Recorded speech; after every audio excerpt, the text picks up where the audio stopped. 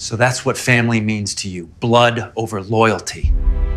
I'm Mike Thompson, 44, married to Sarah Richardson for 18 years, and father to Emma, 16. What I'm about to tell you sounds like corporate fiction, but every single detail is painfully, devastatingly real. This is the story of how I watched 5 years of unwavering dedication get trampled by nepotism, and how karma delivered the most spectacular corporate comeuppance in modern business history. Let me paint you the complete picture of how this nightmare began. 5 years ago, I joined Richardson Logistics after marrying Sarah, believing I'd found my forever career. Her father, Robert Richardson, inherited this company from his grandfather, who founded it in 1947 with nothing but a single delivery truck and unshakable determination. Robert seemed like a genuinely decent guy initially. Firm handshakes, invitations to family barbecues, supportive comments about my innovative work ethic, promises that hard work would always be rewarded. I genuinely believed I'd discovered not just a loving wife and wonderful daughter, but an authentic business family that valued hard work, integrity, loyalty, and measurable results over petty politics and favoritism. Sweet Jesus, was I spectacularly naive about everything. I threw absolutely everything into that job like my entire career depended on it, because honestly, it did. 60-hour weeks became my comfortable baseline, then stretched to 70 during busy seasons. I completely redesigned their antiquated West Coast distribution network from scratch, implementing sophisticated tracking systems and cultivating vendor relationships that saved them precisely $2.1 million annually in operational costs. I personally managed their 3 most lucrative accounts: Meridian Manufacturing, Coastal Industries, and Pinnacle Supply Corporation. When critical shipments went missing during transportation, I found them. When panicked clients had 2 a.m. logistics emergencies threatening their production schedules, I was the reliable guy they called first. I systematically missed Sarah's birthday celebrations, Emma's championship soccer matches, weekend family camping trips, holiday gatherings, date nights, anniversary dinners, all because Robert desperately needed someone absolutely reliable to handle crisis after endless crisis. Sarah tried talking to me about work-life balance during those early years, standing in our kitchen with that expression she gets when she's trying to decide whether to hug me or shake some sense into me. We'd just returned from another one of Robert's elaborate dinner parties at his sprawling mansion, where he'd spent 20 minutes bragging to other department heads about my exceptional dedication and innovative problem-solving abilities, while simultaneously reminding everyone exactly who signed the paychecks and controlled their futures. "You let people walk all over you, Mike," she'd said one evening, loading the dishwasher with more force than necessary, while I sat there nursing a beer and trying to decompress from another humiliating evening. "You're being professional to a fault, but there's a difference between being professional and being a doormat. When was the last time you actually stood up for yourself at that place? Really stood up, not just complained about it to me later?" I couldn't answer her then because she was absolutely right, and we both knew it.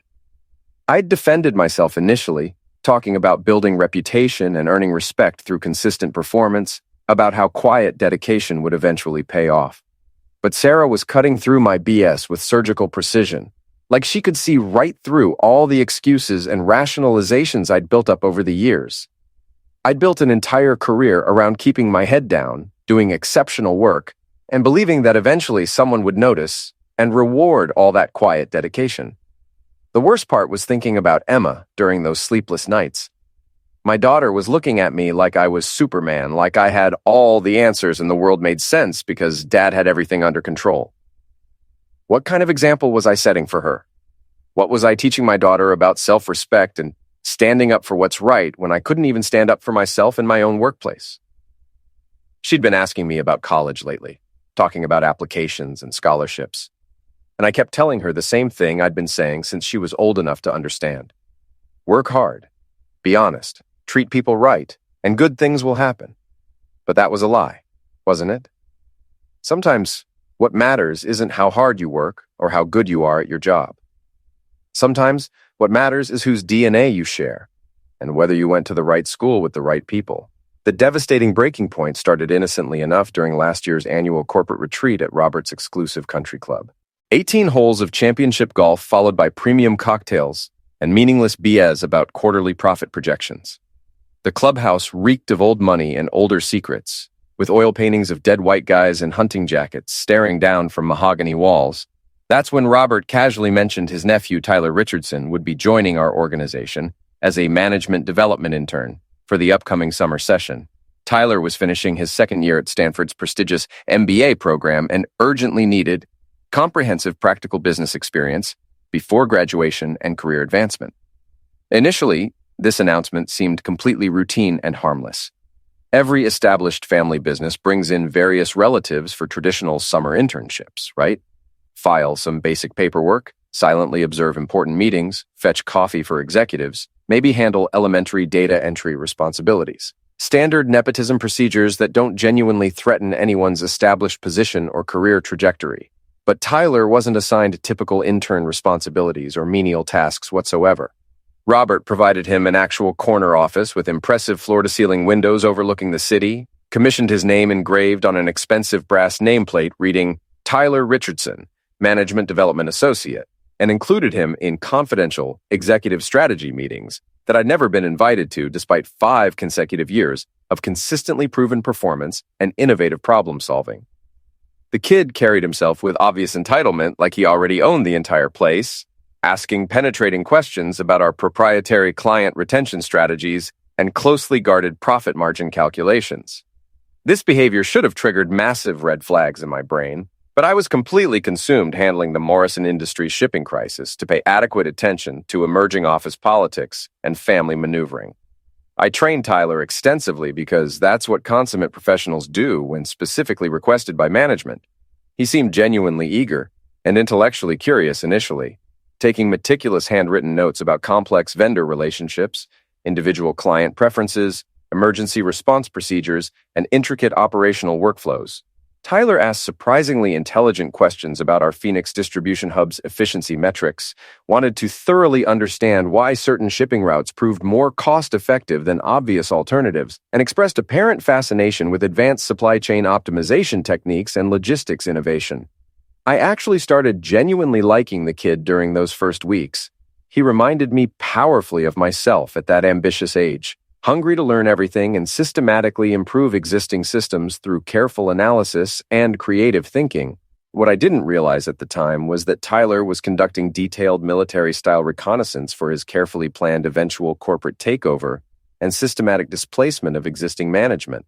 The absolutely devastating revelation came during one of my routine late-night work sessions in the office. I was desperately battling a nightmarish customs situation involving 3 massive containers of automotive parts stuck indefinitely in Long Beach when I heard familiar voices drifting clearly from the executive conference room. The heavy door was carelessly cracked open just enough that Robert and Tyler's private conversation carried distinctly through our building's notoriously thin walls and inadequate soundproofing.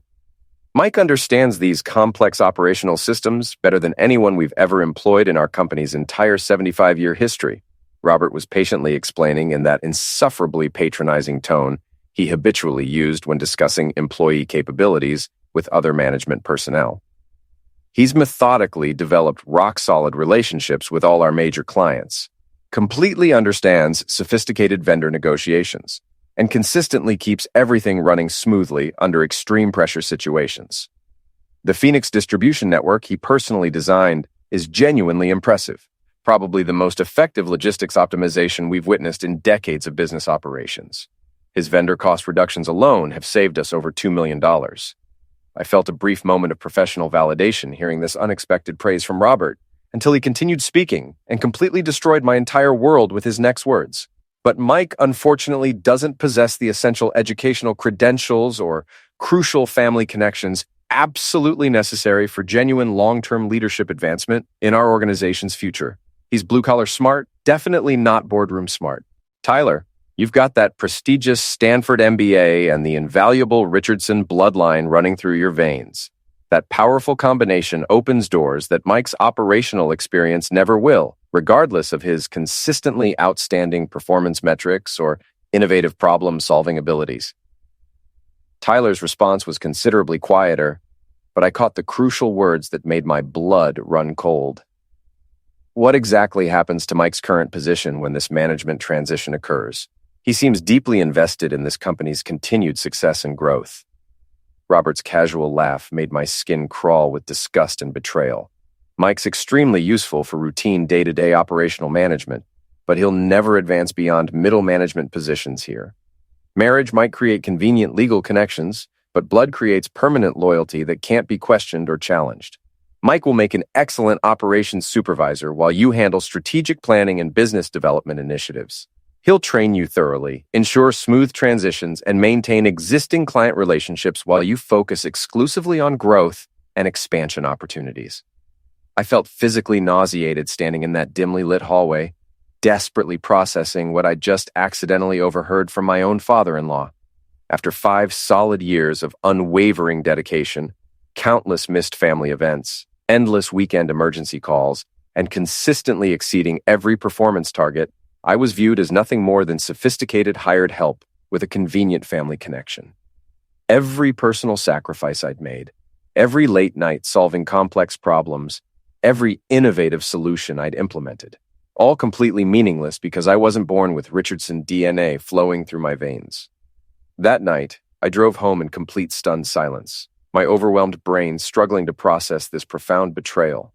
Sarah was already peacefully asleep when I finally arrived, so I sat alone in our kitchen drinking beer and staring at refrigerator photos.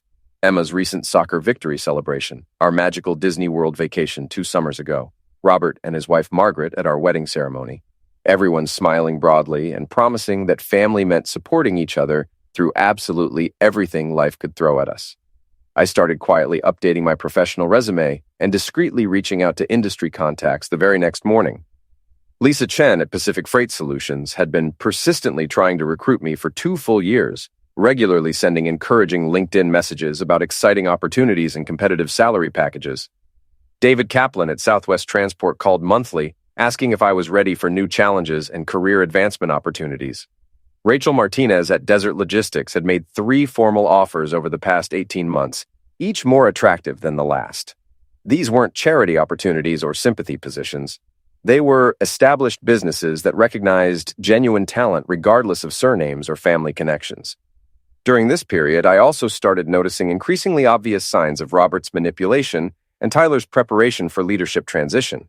Small things at first, like how Robert would call Tyler into closed-door meetings that could have been simple emails.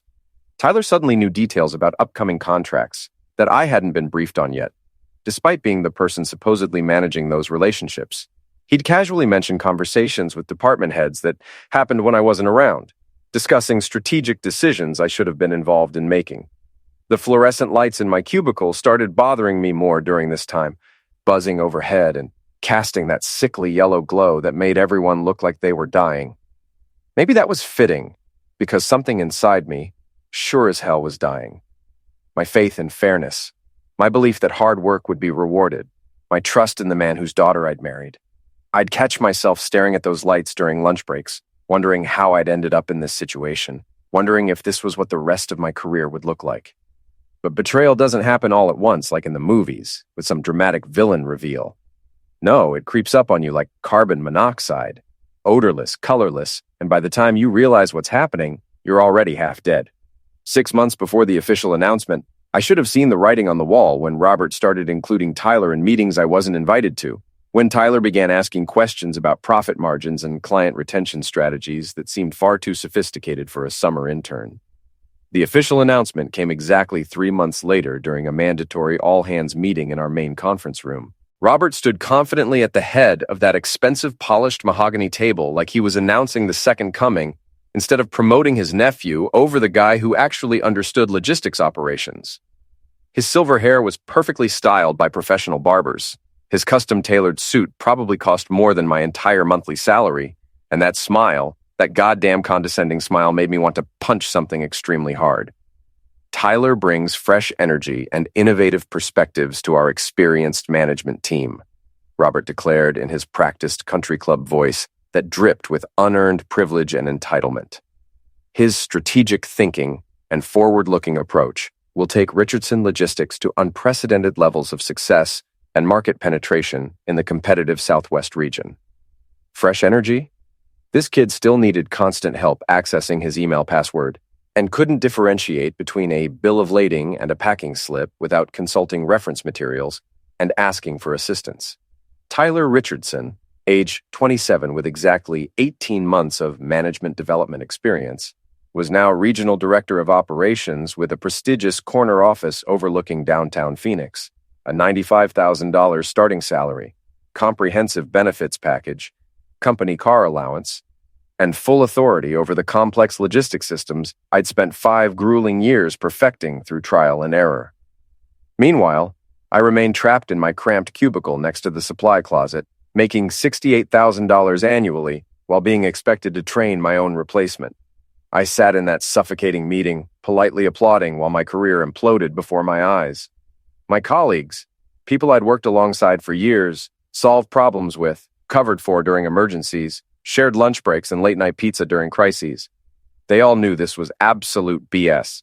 They understood I should be sitting where Tyler was sitting, but everyone was terrified for their own job security in an uncertain economy. Can't blame them, really. We all have mortgages, car payments, children's college funds to consider. Janet from accounting gave me this look that was half pity, half, I told you so.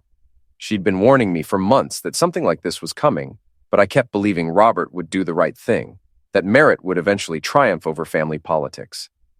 The meeting concluded with Tyler standing up nervously, clearing his throat awkwardly, and delivering a speech that made me want to laugh and cry simultaneously. Thanks, everyone. I'm really excited to work with such a talented and experienced team. I'm looking forward to learning from all of you and contributing to our continued success and growth. His voice actually cracked on the word talented, and I almost felt sorry for him. Almost. Then I remembered he was about to earn 40% more than me, while I taught him how to perform the job I should have received based on merit and proven performance. After everyone filed out, making awkward small talk and avoiding eye contact with me, I approached Tyler and Robert at the conference table. Professional courtesy demanded congratulations, even though the words tasted like sawdust in my mouth.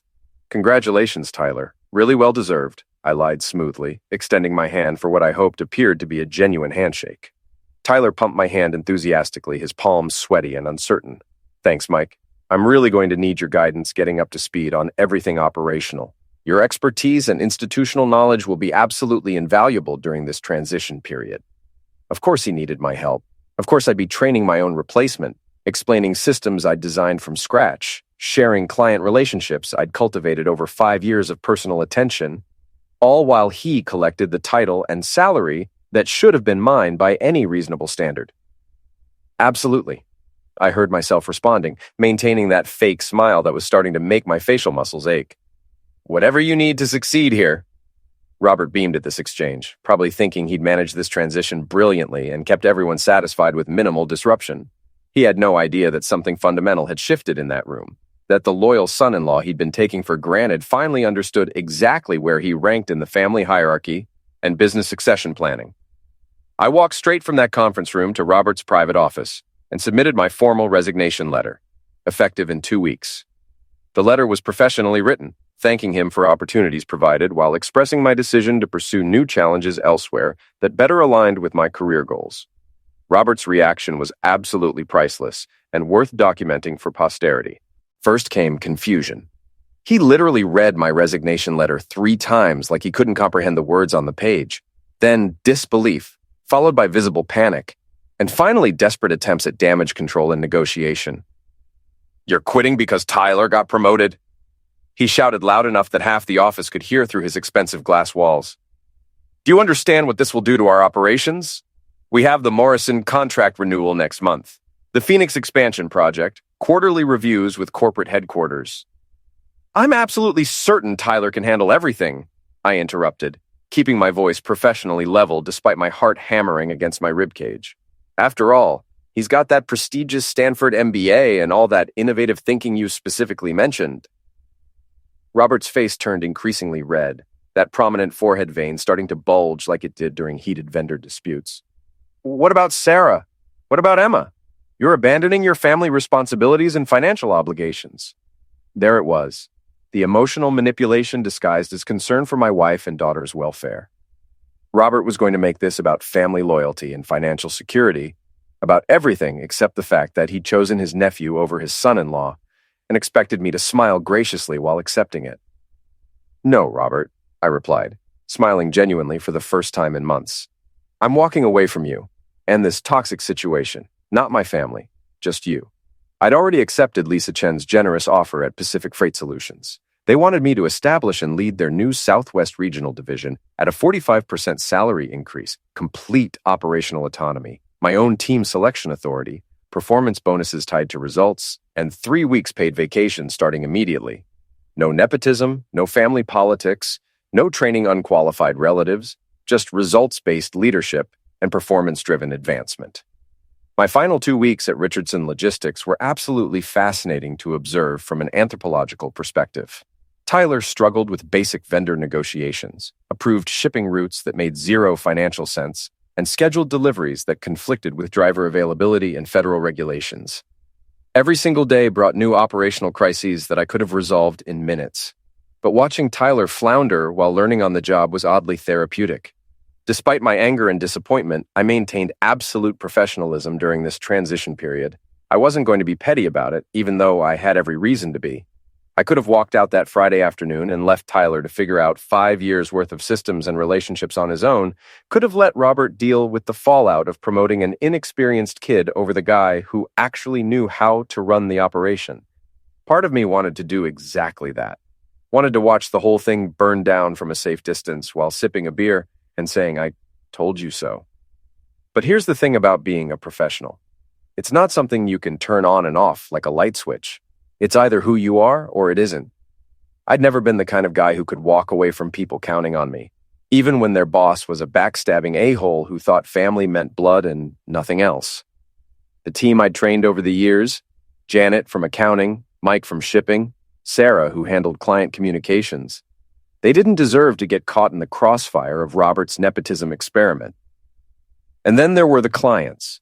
Companies like Meridian Industries and Pinnacle Manufacturing who'd built relationships with me personally over the years, who called my direct line when they had problems because they knew I'd get things sorted out fast and right the first time. These weren't just account numbers on a spreadsheet. They were real businesses with real people depending on our services to keep their operations running smoothly. The Meridian Manufacturing emergency perfectly illustrated Tyler's complete incompetence under pressure. Their Phoenix assembly line faced shutdown unless 3 containers of critical components reached the facility by Sunday evening. This type of crisis occurred maybe twice yearly, the kind that separates seasoned professionals from pretenders. Tyler answered the emergency call while I sat 10 feet away, supposedly training him on quarterly reporting procedures. I watched his face drain of color as Tom Brennan, Meridian's logistics coordinator, explained the customs hold situation in Long Beach. Tyler fumbled through our broker contact list like he'd never seen it before, his voice climbing higher with each confused question. Mr. Brennan, let me research this situation and contact you shortly with solutions," Tyler managed, hanging up with obvious panic in his eyes. "Mike, I need immediate assistance. There's some customs problem in Long Beach. This guy's threatening production shutdowns, and I don't even know which clearance company we use for West Coast shipments." I could have told Tyler to solve it independently. After all, he was the director now, earning the substantial salary specifically to handle these critical decisions. Instead, I spent 4 hours coordinating with 3 different agencies, getting those containers cleared and loaded onto emergency transport. By Sunday morning, Meridian's parts were in Phoenix, and their assembly line started Monday right on schedule. Tom Brennan called Tyler personally to thank him for pulling off another logistics miracle, and Tyler accepted the praise like he'd contributed anything beyond holding the telephone while I worked. But Meridian was just the beginning of Tyler's education in operational reality and the harsh lessons of real-world business management. Over the following weeks, I documented Tyler's mounting failures with almost scientific precision. Vendor negotiations he didn't understand where he agreed to terms that cost us thousands, client relationships he damaged through inexperience and poor communication, emergency protocols he couldn't execute without constant guidance and hand-holding. Tyler approved a shipping route from Seattle to Phoenix that went through Denver, adding $3,000 in unnecessary costs because he didn't understand geography or logistics efficiency. He scheduled 3 deliveries for the same driver on the same day in different states, Phoenix, Albuquerque, and Denver, which would have required the driver to be in multiple places simultaneously. He promised a client overnight delivery on a Saturday when our freight company doesn't operate weekends, then panicked when he realized his mistake. The kid was drowning, and everyone could see it except Robert, who was too proud to admit his golden boy wasn't ready for the responsibility he'd been given. I watched Tyler's confidence evaporate day by day as the reality of logistics management hit him like a freight train. The cockiness was gone, replaced by mounting panic as he realized he was in way over his head. Meanwhile, Robert was getting increasingly desperate as the disasters piled up. He'd walk by Tyler's office and listen to him struggle through phone calls with freight brokers, and I could see the growing panic in Robert's eyes as he realized what he'd done. The man who'd been so confident about Tyler's potential just weeks earlier was beginning to understand that promoting an inexperienced kid based on family connections rather than merit was about to destroy everything his grandfather had built. I created detailed instruction manuals for every major account, emergency contact lists, step-by-step crisis management procedures. Not because I wanted Tyler to succeed, but because I could see Richardson Logistics heading toward inevitable disaster and didn't want talented employees getting blamed for management incompetence.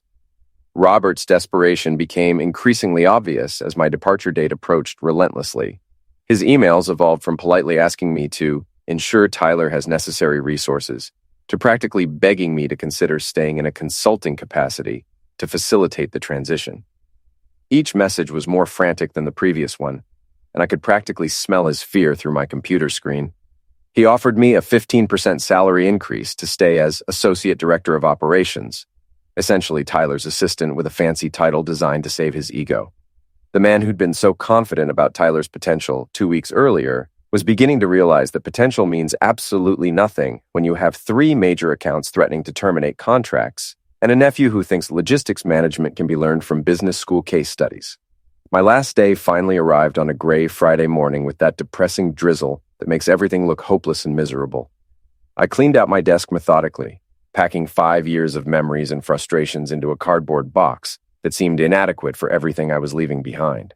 Tyler avoided eye contact when walking past my cubicle, probably still trying to figure out basic operational procedures without my constant guidance and problem solving. Robert wasn't speaking to me since our final confrontation, which suited me perfectly. I left my security badge on Robert's desk along with a comprehensive folder containing detailed instructions for every major account, emergency contact numbers, vendor relationships, and step-by-step procedures for handling the crises Tyler would inevitably face. Not because I owed Robert anything after his betrayal, but because the other employees, Janet from accounting, Mike from shipping, Sarah who handled client communications, they deserved better than watching everything collapse because of one man's pride and stupidity. Walking out through those glass doors for the final time, carrying my personal items and my dignity intact, I felt genuinely excited about Monday morning for the first time in years. The rain had stopped, and sunshine was breaking through the clouds like some kind of metaphor for new beginnings. The real satisfaction came 6 months later when Southwest Business Magazine published an investigative article titled Richardson Logistics Hemorrhages Major Clients Following Management Restructuring and Nepotism Controversy. The cover photo showed Robert looking about 10 years older than when I'd left, standing in front of Richardson's headquarters with a forced smile that couldn't hide his obvious distress and financial concerns. The article detailed everything systematically. Meridian Manufacturing terminated their contract after Tyler botched another emergency shipment, costing them $50,000 in production delays. Coastal Industries followed within 3 weeks, citing operational incompetence and declining service quality. Pinnacle Supply jumped to our biggest competitor with a public statement about seeking more experienced and reliable logistics management. But the real kicker was this quote from an unnamed industry source. When family connections trump professional competence, this outcome is inevitable. Mike Thompson was the operational backbone of Richardson Logistics, and losing him exposed how thin their actual expertise really was. Robert Richardson inherited a successful company from his grandfather and destroyed it through nepotism and poor judgment. The financial details were absolutely brutal. Stock price down 65%, layoffs across 4 departments, board of directors questioning Robert's leadership capabilities and considering replacement. The article mentioned that Robert had stepped down to pursue other opportunities, which everyone in the industry understood meant he'd been fired by investors who cared more about profits than family loyalty. Tyler quietly returned to Stanford, supposedly to complete additional coursework, but really because he'd failed so spectacularly that even Robert couldn't justify keeping him employed. Meanwhile, Pacific Freight's Southwest Division exceeded every performance target I'd projected.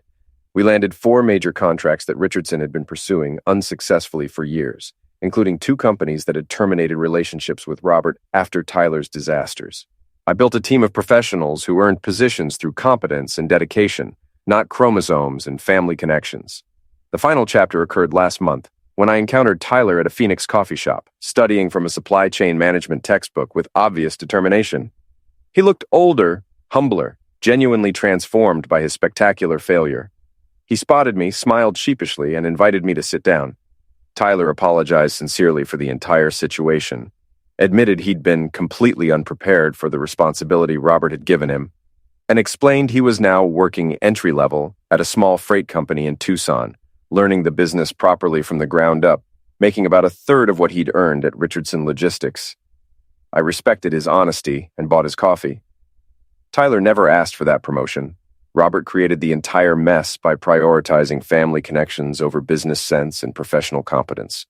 As for Robert, last I heard he was working as an independent logistics consultant, desperately trying to rebuild the reputation he'd destroyed by dismantling the company his grandfather built through 3 generations of hard work and sacrifice. The lesson here isn't complicated. Merit beats nepotism every single time, but sometimes it takes a while for reality to adjust the scoreboard. I'm grateful Robert showed me exactly what he thought of my contributions, because it forced me to find employers who actually value talent over family trees. Emma's college fund is stronger than ever. Sarah's proud of me for finally standing up for myself. And I wake up every morning genuinely excited to work for people who judge results rather than relationships. Sometimes, the best career move is the one you never planned to make.